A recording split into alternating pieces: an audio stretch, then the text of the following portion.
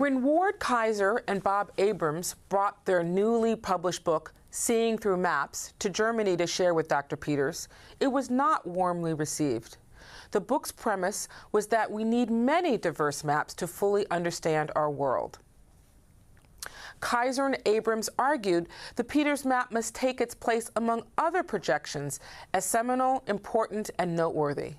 Kaiser and Abramms proposed that Arno Peters' adversarial stance against all other projections was no longer necessary. The Peters map had gained a significant position in the annals of map history. Dr. Peters softened his position, but only by just a bit. Sometime later, Kaiser and Abramms met with Denis to discuss Dr. Peters' reaction to the Seeing Through Maps book. It seems to me that Arno has moved somewhat from his early position, which, as we've said, was a polemic position, and he was very much convinced that there ought to be one map for one world. And, you know, one can argue that point, and this is not the place to do it, but it's an identifiable position, and it's frequently taken by people.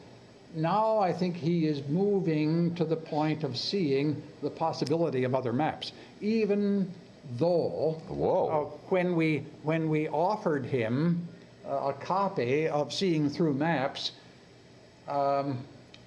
he looked at it that night, and the next morning he was unhappy. Why? Because it does not defend his map as the sole map that anybody ever ought to use.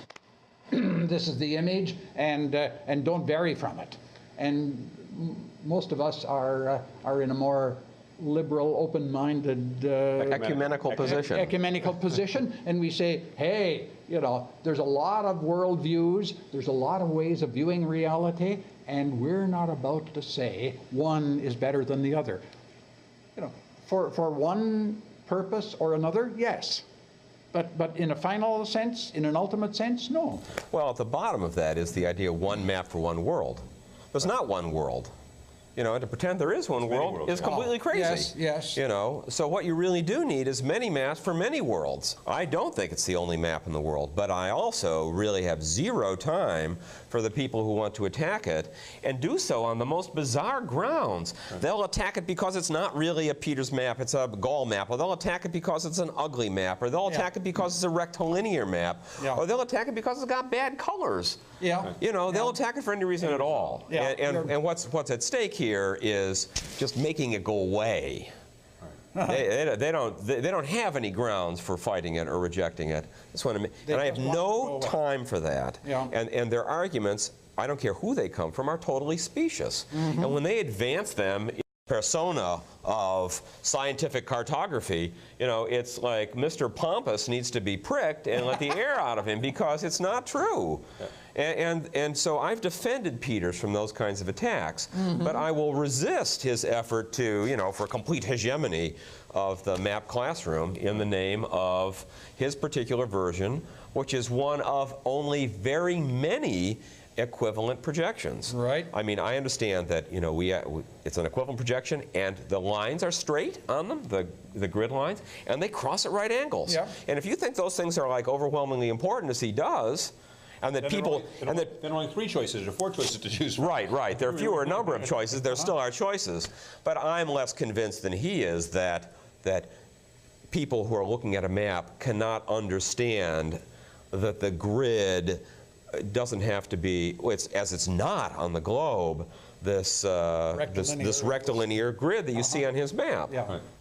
That's opening up a whole other question, because cartography is a pretty esoteric discipline for most people. You know, could they care less? I doubt it. You know, if they have a road map that tells them how to get from point A to point B, that's about the extent of it. And they're willing to leave these other questions to a small clientele, a small coterie of people who take an interest in those things. Suddenly, we think and we hope that the rest of the world, that vast number of people out there, are going to take an interest in maps, and through maps learn about some other things, other realities of life. Fairness to all people. And sure, Mercator and even the others doesn't give fairness to our people.